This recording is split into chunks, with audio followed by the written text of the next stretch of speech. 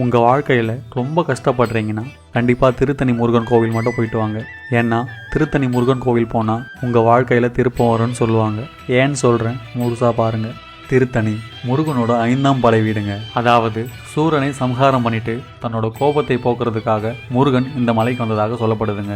இதனாலேயே இந்த மலையை திருத்தணி இல்லைனா தணிகை மலைன்னு சொல்கிறாங்க. தணிகை அப்படின்னா ஒரு மனுஷனோட தீய குணங்களை தணிக்கிறதாகவும் சொல்லப்படுதுங்க. இந்த கோவில் போகிற மக்களோட தீய குணங்களும் அவங்களோட பாவ வினைகளும் தீருன்றது அந்த கோவில் போகிற மக்களோட பெரும் நம்பிக்கையாக இருக்குங்க.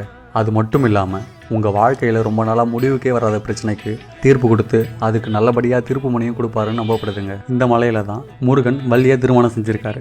அதனால் இந்த கோவில் போனால் உங்களோட திருமண தடை நீங்கன்னு சொல்லப்படுதுங்க. இன்னும் 2 நாளில் சஷ்டி விரதம் ஆரம்பிக்க போது முடிஞ்சால் இந்த கோவில் போயிட்டு முருகனை பார்த்துட்டு வாங்க. அப்படியே உங்கள் ஃப்ரெண்ட்ஸ் அண்ட் ஃபேமிலிக்கு இந்த வீடியோ ஷேர் பண்ணிவிடுங்க. இந்த மாதிரி கோவில்களை பற்றி தெரிஞ்சுக்கணும்னு ஆசைப்பட்டீங்கன்னா நம்மளோட பேஜை ஃபாலோ பண்ணி வச்சுக்கோங்க.